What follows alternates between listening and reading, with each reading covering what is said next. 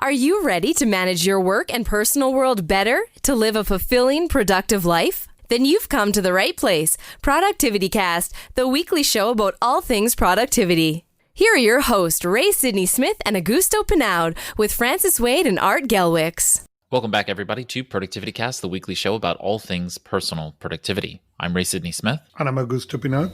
I'm Francis Wade. And I'm Art Gelwicks. Welcome, gentlemen, and welcome to our listeners to this episode. I'm really excited because we are coming near the end of the year, and that means holiday gifts.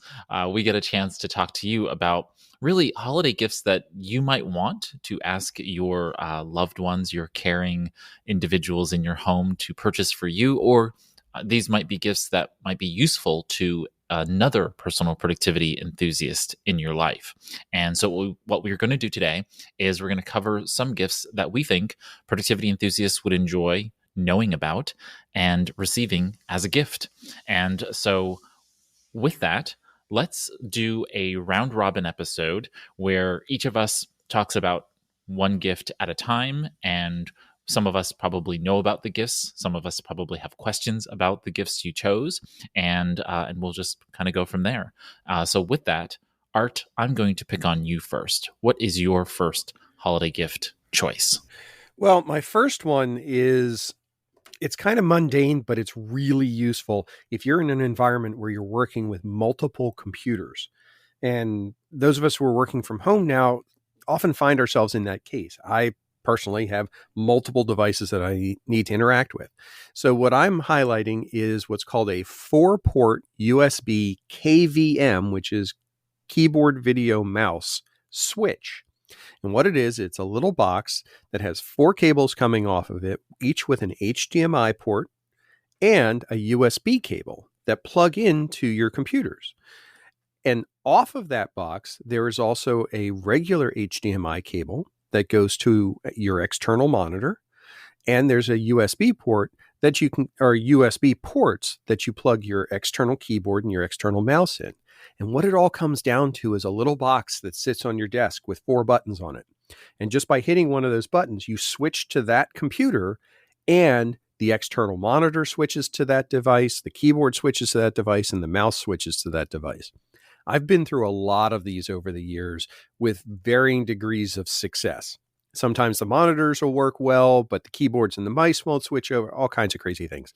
This one I'm highlighting in the show notes is the only one I've found so far that has worked consistently from day one. It's smart enough to switch to a device when you turn that device on without actually having to hit the button. And the fact it has a nice long remote switch box. So you can take all the cables and everything and tuck it into your cable management system and have this little switch box sitting on your desk and just push a button and switch computers. It's really, really useful when you think about just trying to be productive on multiple devices. What's a cable management system? I need one of those. For me, it's the real dark area underneath my desk that happens to be behind a cabinet. So that's usually where the large dust bunnies live and come out and visit me every so often. So other people are a bit more organized about it. Actually, it's kind of funny you mentioned that, because if you look on sites like Reddit and you do a search for cable management, there are entire subreddits just about pictures of beautifully organized cables, like in server areas and behind desks and all. And it makes me very jealous, but I know my cables will never get that way. So, but you know, that is like when you see the planners and you see this color and these people who have these artistic abilities, especially on the paper planners. And I look at them and I say, wow, mine never will look like that. Doesn't matter if you tell me you're never going to do anything other than organize that planner. It's never going to happen. Yeah, it's the Sistine Chapel. I mean, it's a beautiful thing. You admire it, but you're not laying on your back to paint it anytime soon. And so for those of you who are unaware, KVM stands for Keyboard Video Mouse.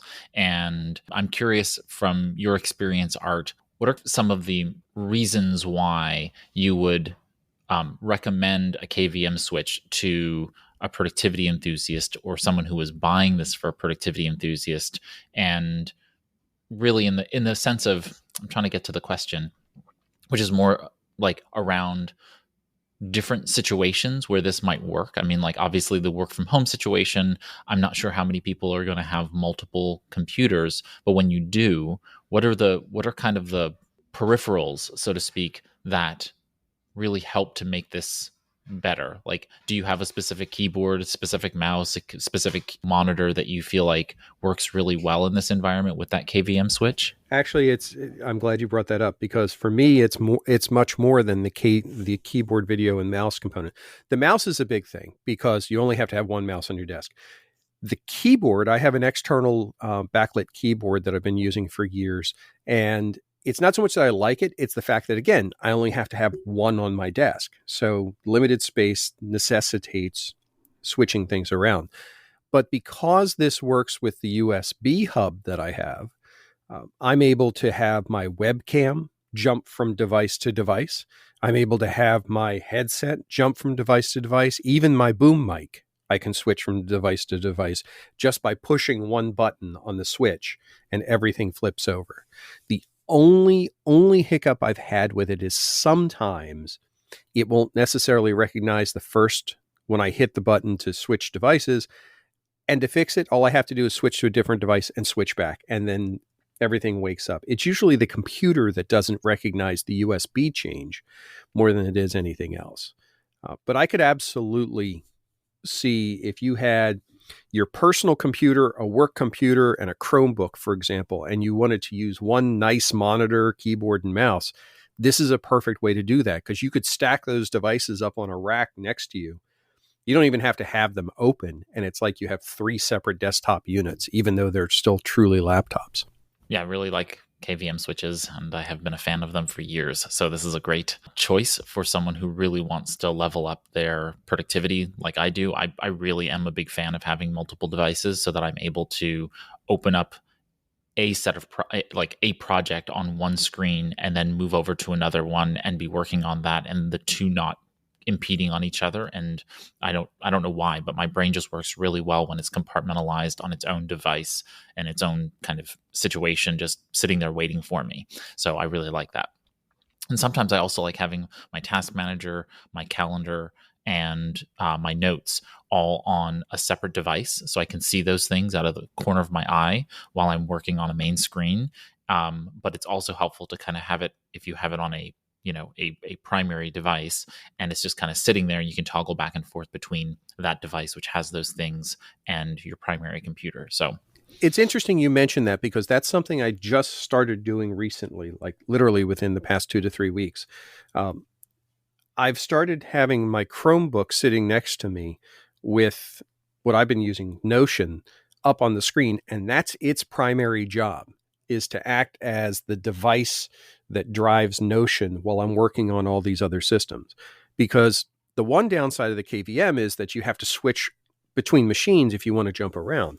But by dedicating something like the Chromebook over to your personal productivity manager, you use it like you would a regular notebook being paper, but your other devices can stick to the main jobs that they need to do. So that's a different shift for me. And I'm actually finding it's working extremely well. I like that layout. I've been a fan of multiple devices over multiple screens for many years. And in my case, because of what I used to move, it was multiple devices. And I like the tablet form. So I have devices that I have a Logitech Bluetooth that can connect up to 3 Bluetooth devices, and that solved. I used little of the mouse, so that solved my issue. But having a full device, even if it's a Chromebook, you don't need anything powerful to do that, and having the other one for more projects, at least for me, it works much better than having everything on one device, even in a large screen. I have tried the large monitors in the past, and having multiple devices on a good screen, it's more powerful and effective for me than having multiple things. So I get the love of the KVM switch, and understand perfectly why that will work really, really well for many people. There's one trick about if you have one large external screen, and again, we're talking holiday shopping, and if you want to go high end and think about it, If you get a 4K external screen, the resolution is high enough that you can basically get the equivalent of two 1080p monitors on one display because the resolution's high enough. Now, things may be small and you have to tweak it a little bit, but you can get basically two windows that are the equivalent of full size side by side on that high-res screen. You're not talking an inexpensive device. That's a significant investment, but you can start to approach it that way. I keep thinking about that, but honestly, with the flexibility I have with the KVM and the fact that it was under $40, to me, it's the smarter investment. Yeah, so I'm looking at it right now on online, and it's roughly 45 USD. So anybody who's looking, that's kind of the price, and we'll put links to all of these things in the show notes. And so with that, let's move on to Augusto. Augusto, what's your first holiday gift choice? My first holiday gift choice is a side mount. It's not cheap. I mean, it's 20 something bucks, but basically you put a little piece of metal on the back of your laptop or the iPad or any device really, and it has a magnetic thing that then glue the phone on the side of the thing. The reason I like that one over the ones who stay in there is I can remove it. There is nothing on the device if I don't want to use it. So if I put it in my bag or something, I don't have the risk of that breaking any of the devices, or I can use it, or I can have multiple. So I can put the phone on the side, or I can put the phone on the top. It has been, I've been seeing it, the things to put the phone on the side for a really long time. And finally this year decide to make the investment on this one. This one is the first one I like. Okay, I really like this one. And it's really a game changer to being able to put the phone on the side and really use it as another device. Even I got one also for my wife, and she's not a technological person by any extent, but she loved the fact that now she can use it next to her work laptop and have the work phone next to it as a second screen. It's something really, really simple, but it really changed how much you interact with the phone. So instead of the phone being a distraction that you pull out of the phone, out of the pocket, get in the pocket, out of the pocket, get in the pocket, or on the table, and you need to move to grab it, it's all at view at the same level as the screen that you are watching all day. It's been a really game changer for me. Is there any aspect of having your phone physically connected like that you don't care for? Because I find that, well, let me ask it this way. My phone unlocks using a fingerprint scanner under the screen.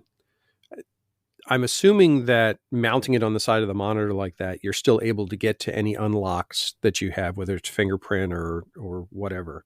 Have you had any issues with that? My phone does Face ID, and I don't have any experience with the fingerprinting. That said, I have enough space on the back. It's a plate that is probably 1.5 by 2 inch or less. That is on the back of the phone. So I don't think you will have any issues with that at all. So this requires you putting an adhesive or at least a plate inside of a phone cover on the back of the device. Correct. And do you know what size, up to what size device can be held? It looks like from the images, it can hold a pretty decent sized phone, but it also says it's a tablet holder. So I'm wondering, because it's showing here an iPad, but that looks like you need two. You could hold I hold the iPad mini. I got two because of the iPad mini, and I could hold with two of them my iPad mini on the side fantastically well.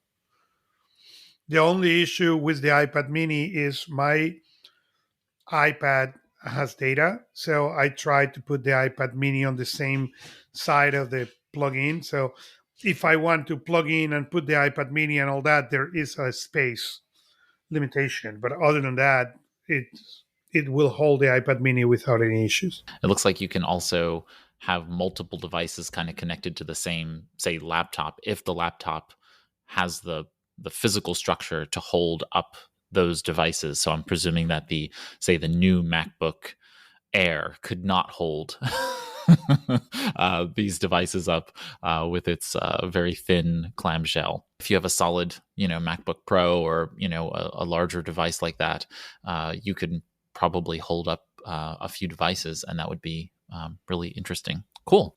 Yeah, on the iPad, if I took my wife one, I can hold the iPad mini and a phone on the top without any issues.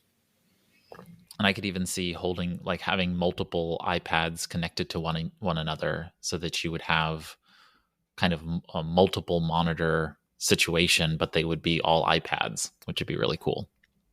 Yes. All right, wonderful. Next up, Francis, what is your first holiday gift choice? Well, remember when you're really young and your parents took you out to open a bank account and get a library card and, do some of these basic things that were sort of a rite of passage? Well, I recently discovered, a friend of mine told me that my library card which I have not used since 2005 in Florida, could be used to access the Broward Library System's online overdrive ebook and audiobook library, which blew me away. And I didn't believe it at first because it sounded too good to be true. And and of course I remember sitting in the library, 15, 20 years ago when I lived there, and going through books and magazines, and internet was kind of like this cool idea, but you really couldn't get too much from it. Well, to my surprise, my library card was still active, and the Overdrive library maintains an awesome catalog of books. So much so that it's the first place I check before I go and buy a book. I borrow it instead, and borrow it 2, 3 different, 4 different times. And in these pandemic times, it's one of these ways that you can save. You can hold on to some of your cash and actually have a very decent selection, just simply by being a good library member, following the rules, and they give you a limited time to borrow books, and they take them back, so you don't have to take the book back the way you used to when you were much younger. But I have to think that this is a sign of things to come.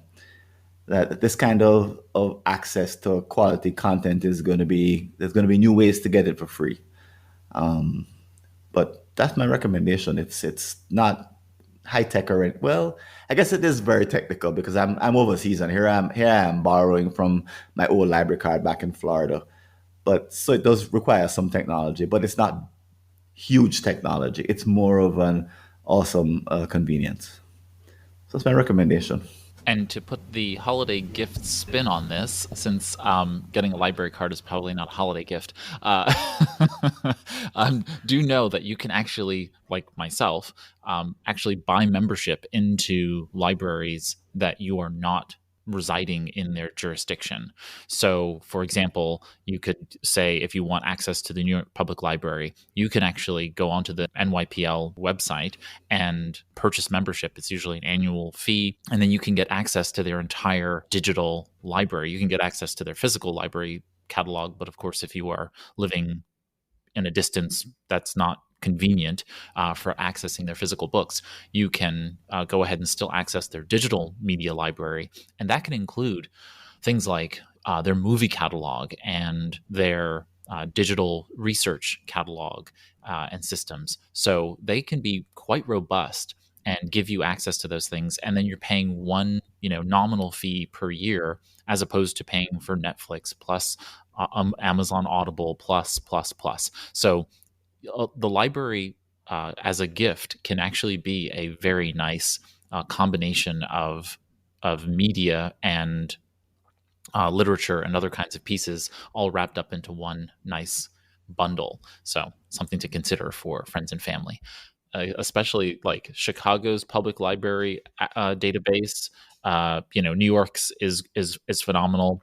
For those of you who don't know, many of the libraries, when you have access to a library card, you also get access to their LinkedIn Learning or Lynda lynda.com now, LinkedIn Learning platform, which has, tons and tons of courses online. And so you get access to quite a robust amount of data for a very low cost. So I would rather, purchase a library card membership over paying, $15, $20, $30 USD per month for LinkedIn Learning. So, the dollars and cents make out way in the favor of the library over the, direct native platforms. I want to just reinforce the value of something like this. I mean, when we think about the time period we're in right now, one of the most precious gifts you can give yourself or someone else is the ability to do continuous learning.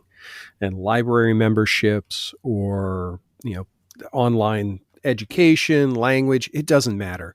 The fact that instead of spending time binging on Netflix, you're actually enriching and expanding your mind is, as I said, the best gift you can give yourself or anybody else in my book. So agree. I run a book club in my local library, in partnership with my local library. And when the pandemic started, we went virtual. And so we really haven't missed, a beat in terms of being able to continue to meet and read and access the digital media library when the library wasn't able to provide physical books. And now they're doing curbside pickup. And with curbside pickup, we're able to now access the library's physical book catalog in addition to their digital catalog. And so, yeah, right in point with what you're talking about, Art, this really continues to keep enrichment alive. You can join virtual book clubs, and they're with your local community, and that can be really quite nice and enriching, considering the whole being stuck at home thing. So that brings us to my first holiday gift choice, and that is, of course, a Google product. No, I chose the Google Nest Home Hub Max, and I chose it because it's on my holiday wish list. But I really do think that someone who is looking to be more productive can get so much out of the Google Nest Hub Max. And so the Google Nest Hub Max is, in essence, a touchscreen display with a camera, a microphone, as well as a set of speakers and a woofer built into it. And so it's a 10-inch display. It's touchscreen, I think, as I said, but it's a touchscreen display. And it gives you the ability to be able to make and receive video calls and audio calls from the device. Obviously, it connects to the entire Google Nest and Google Assistant ecosystem so that you're able to ask it questions and all those kinds of things. But for me, especially at this time, it's just so nice to be able to have a device where you can make a phone call and have a video call with friends and family from this device, and it becomes its own stationary piece. So you could have this, say, in the kitchen and just, call mom, call your brother, sister, friend, spouse, partner, whomever, and access that person face to face and have a quick conversation, or just, make dinner and have a conversation while you're making dinner. These things can be very highly productive in being able to just connect with people without that friction before, where people felt, oh, well, I've got to find my laptop and pull it out and, blah, blah, blah. Now it's just built into the device, and you can queue it up to have different names associated with, like, nicknames, like call mom, call dad, that kind of thing. And you can have a quick list of people. And it's just a really nice device, and it's good for public areas. So you could have this, say, in the living room or in the kitchen, or say on where I'm thinking about it is on my desk, where I currently have a Nest Hub and a Home Hub, and the Google Nest Home Hub, and it's just great, except it lacks that camera. So when I do get a video call and I want to be able to answer it, I frequently won't answer it on that device because it's not going to be able to show me to that person when they call. And so then I end up answering on a phone or a tablet or something else like that. And it's just, it would be nice to have that really just fixed there, so that, like with everything else, it's showing me during the day. What I really like about it is it's showing me my photo library. So I have it showing pictures of friends and family and other kinds of vacation photos and that kind of thing. And it's just so nice to be able to have that, just glance over. And I've been rotating vacation photos since, during the pandemic. Haven't quite been able to go on vacations. And so it's just so nice to be like, oh, I remember that Caribbean cruise, or I remember that, vacation to Germany or whatever. It's just nice to see those photos with you and your loved ones, and then be able to have this additional functionality of being able to use the camera. Is this more than a tablet on a stand? Yeah, it's a dedicated device. So the interface is much more focused around, being a fixed device that, interacts with your IoT devices, interacts with Google services. So yeah, I've looked at using like the Amazon Fire tablets give you the ability to put them on a stand, and they have a tablet mode, and it's okay. But I agree with you, Ray. I think the Google Home Hub Nest Max, whatever branding tragedy they have now, is an excellent option. I use it very similar to what you just described. I have it sitting on my desk. Not only does it run through pictures, but like I said, I control my IoT stuff. My calendar pops up there as the reminders. I can, voice control it. What I really like about it, though, is right now, if you're not sure that you want to get the Max, you don't want to put out the money for that, the Google Nest Hub, which is the little brother to it, is under $50 across the board, what I'm seeing. So if you want to try and get started into something like this, and you're not sold into the Amazon ecosystem, this would be the way to get started. I have it set up so that, again, I have pictures the same way you do. And one of the nice features of this is if you go into Google Photos and you add photos into a photo album, you can tell that album to go automatically to this device or to somebody else's device. So just by adding those photos in, your picture frame on your desk is now currently updated. So of the two, I have the Amazon little brother in one room and I have the Google on my desk. And I find that flat out, I think the Google one is a better implementation and just a flat out better way of doing things. Yeah, we also have the Lenovo Smart Display. One of the versions. It really works nicely as being a big display so that you can see it from far across the room. It actually happens to be fairly far away from the bedside. And so you can see it right across the room. It's a nice display. You can, set an alarm, if you want to take a nap and say, set a timer for X amount of time, it can do that. And it can show you the weather in the morning so you can see the weather and it shows a nice display of the weather. It also provides the ability to watch video. So the Nest Hub Max, as well as the Home Hub and the smart displays, all of the various smart displays, even Amazon Echo's versions of them, they're really useful for being able to just access these kinds of things. You can watch video. You can obviously connect your devices throughout the house. Just a really, really cool experience to be able to just have that dedicated space. You can, of course, ask it all the Google Assistant questions, add tasks and reminders and that kind of thing. But I really like its ability to just give me that connectivity to other people. Let's do our second round. Art, you're up. What's your second holiday gift choice? It's a pretty standard one, but it's one that I've found that I've really locked into as of late. And it's a sling shoulder backpack. And the link will be included in the show notes. It's your basic everyday carry bag, but it's a canvas bag, flip front. And what I found is that, again, working from home, I don't need the normal office backpack that I've always carried. I don't need a lot of that extra gear. But when I have to go somewhere, I have to usually go right then. I don't have a lot of prep time in advance. So I have found that this little bag now has become my de facto grab and go bag. It's sized just large enough so that I could fit an iPad, or in my case, my Chromebook in there. I slip it right in and everything else stays organized in it, cables and things like that. And I can just grab it and take off.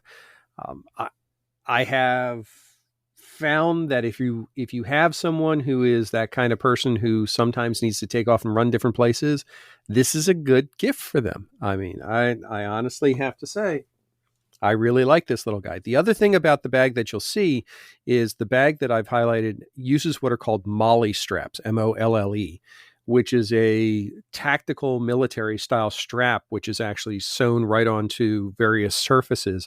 And you can expand the bag by adding other MOLLE pouches to the bag.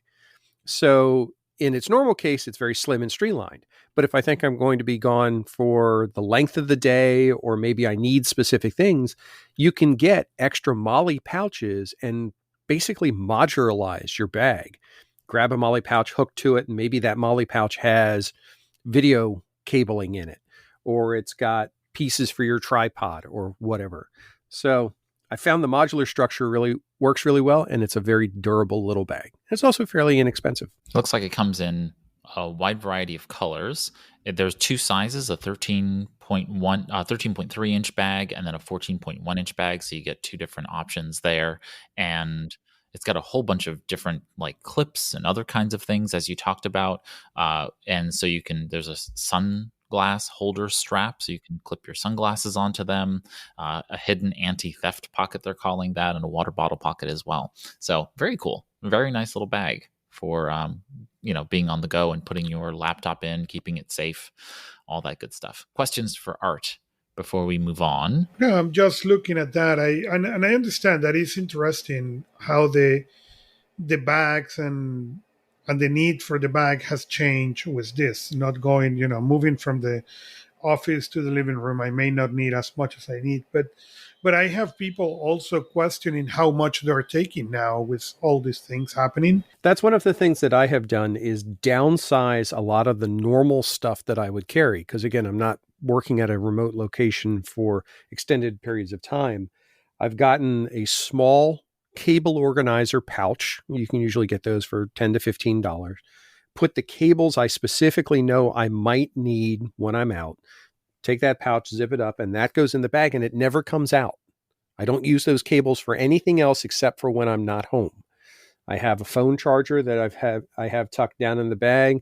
Like I said, I grab my my Chromebook and slip it in the back. The only thing I have to add to that bag technically when I go is my Chromebook and its charger.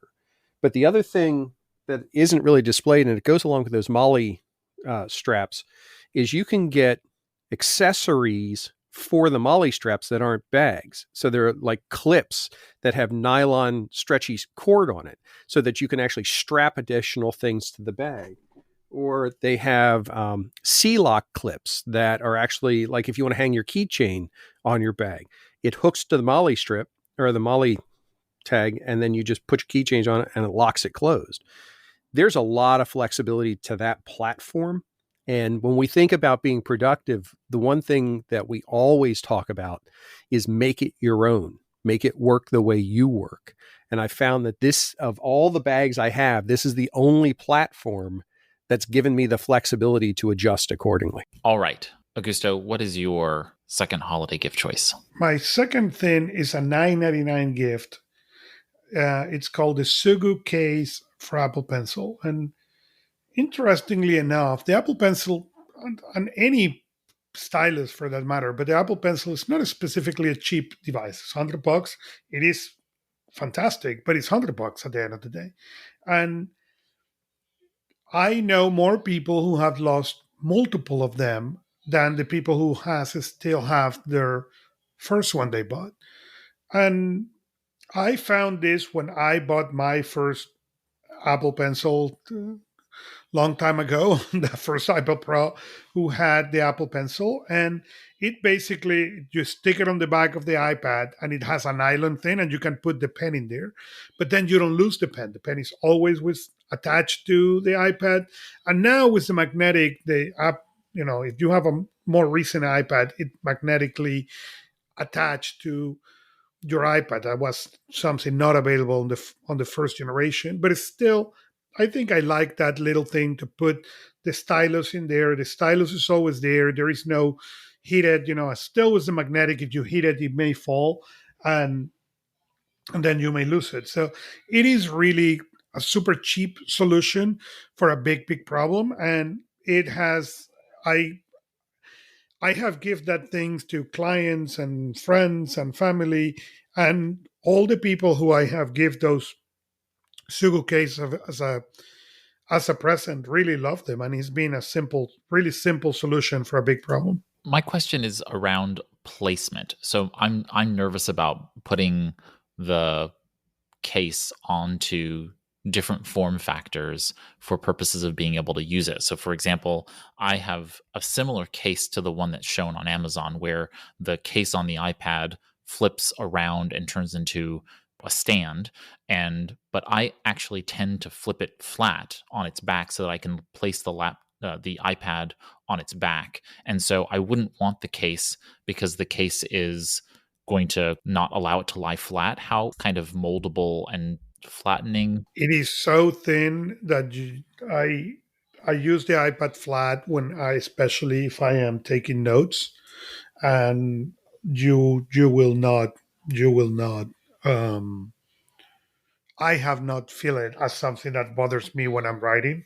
Uh, what I did was I put it in the top quarter so that way it's laying, and it gives, I don't know, maybe a 3-degree angle to that is actually perfect, and it's really so thin that I have had no issues with it. Very interesting. Yeah, you'd have to take the stylus out when you lay it flat, but you would presumably be doing, Yes. yeah, you would presumably be doing that anyway because you're going to be using it on lying flat for writing or something else like that. So very interesting. Okay, great. Next up, I have Francis. Great. Continuing on the theme of the coal in the sock, I'm suggesting a heart rate monitor. So heart rate monitors are awesome because they allow you to get an idea of the exertion that you're expending during exercise. And I had an extended period when I didn't use one when I was using Zwift. And I think I mentioned Zwift last year or this year. It's a gamification for riding a bicycle on a stand. It's a game. They engage with people around the world.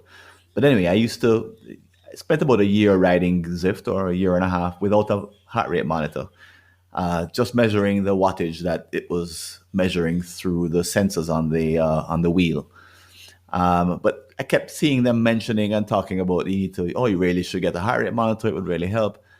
Got one. I've used them before and thought they were like, they were nice. I had one with a watch and kind of the old style ones.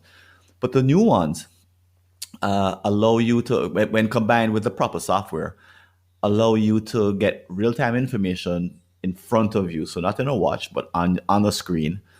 And they also collect information over time. So that's interesting. I haven't actually done any big time analysis, but the instant feedback that I'm able to get and to collect gives you another way to tell how hard you're working out. And there are times when I know I'm working out in the past where I thought I was doing putting out a whole lot of energy, and I probably wasn't because I just didn't have the data. So having that kind of information gives you an idea of how hard you're exercising, ultimately how many calories are burned. You get a more accurate read.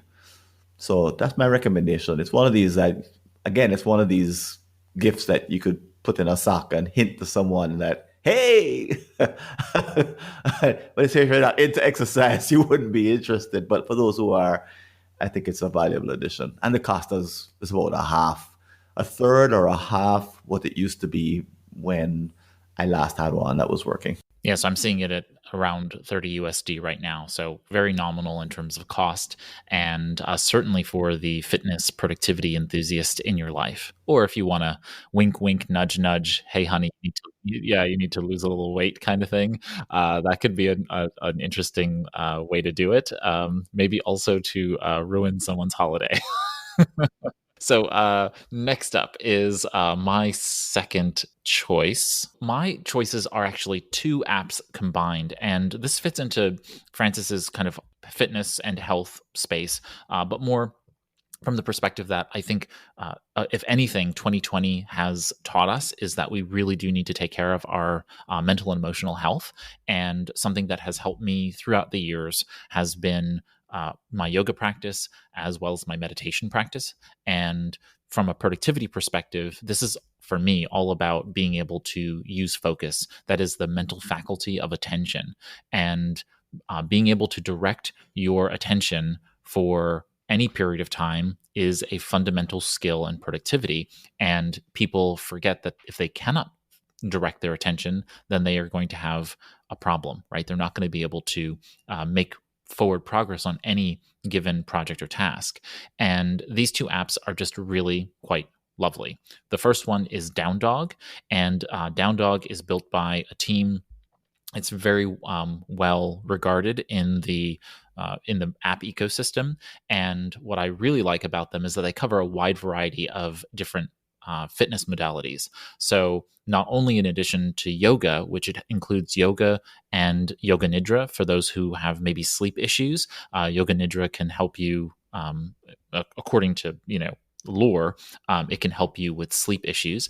And so I don't use it, but if you have sleep issues, you can certainly use it. But it has a really, what I think is a great yoga functionality, in the sense that it puts together different yoga asanas in different combinations so that you have variety, and it learns from what you like and what you don't like, and it puts them together over time.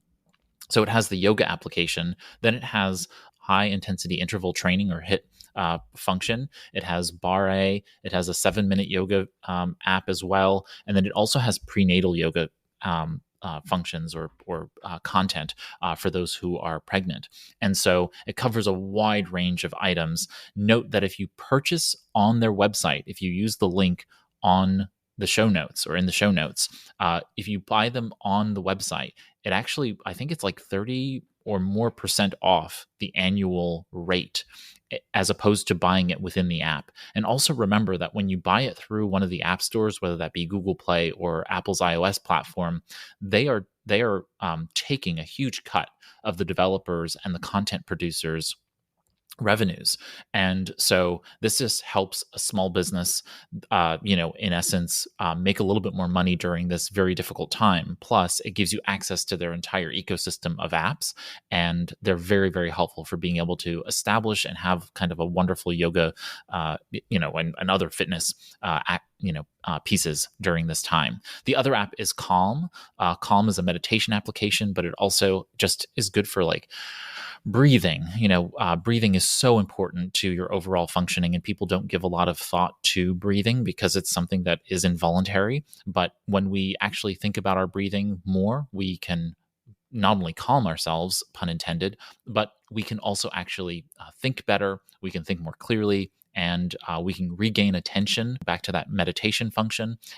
Calm has just been a really, really great application. It also includes a check-in functionality, so you're able to actually track your overall affect. So maybe thinking about it in terms of emotion or mood, you can go ahead and track your affects throughout the application, and it will log it. It will log how many times you've meditated in a particular day. So if you want to do the don't break the chain methodology, you can go ahead and do that within the application. It's just really slick, and it gives a lot away for the free version. And then, of course, you can always upgrade it to the paid version and gain access to all of the various, I forget what they call them, stories or other premium content within the platform.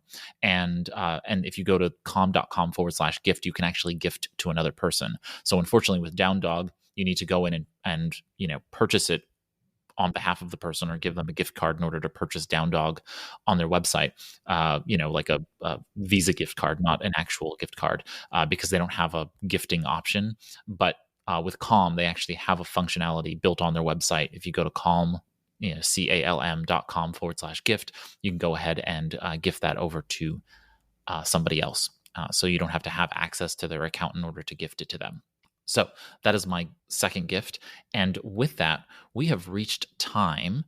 And so what we will do is we have some more items that we want to share with you all. We will share those in the show notes so that you all have access to our bonus holiday gift items. And so go ahead and check that out in the show notes. And then otherwise, I just want to wish everybody a happy winter holiday season, whatever holiday you celebrate. You all enjoy the holiday seasons. I know this has been a tough year, but I hope that we all can find a little bit of joy and cheer in and amongst this difficult time. This brings us to the end of our Holiday Gift Guide 2020 episode. And if you have any suggestions for folks, gifts that you think others might enjoy or like, or feedback regarding some of the gifts we chose, feel free to stop over on the website at productivitycast.net /the 3-digit episode number. You will be able to find any of our episodes. And so you can go ahead and find this episode and leave a comment or a question, and we'll be happy to read and respond to those when we see those. There on the episode page, you'll also find our show notes, so you can find links to any of the holiday gift choices that we have chosen, plus our bonus items, and you can easily jump to those items from there, and any other items that we referenced in the show, including a text transcript, so that you can read and download the text transcript. It's machine generated, so it's 80-90% accurate, I suppose, but it gives you a general idea about what we've discussed, and you can then jump to points in the audio to listen back. If you have a topic about personal productivity you'd like us to discuss on a future cast, go ahead and visit productivitycast.net /contact. And if you want to subscribe for free to the podcast, you can go to productivitycast.net /subscribe. And then you can find Apple Podcasts, Stitcher, and all the other various podcast apps that host or syndicate to have us listed in the directory for ProductivityCast. I want to express my thanks to Augusto Pinaud, Francis Wade, and Art Gelwicks for joining me here on ProductivityCast each and every week. You can learn more about them and their work by visiting productivitycast.net as well. I'm Ray Sidney-Smith, and on behalf of all of us at ProductivityCast, here's to your productive life, everybody. That's it for this Productivity Cast, the weekly show about all things productivity, with your hosts, Ray Sidney-Smith and Augusto Pinaud, with Francis Wade and Art Gelwicks.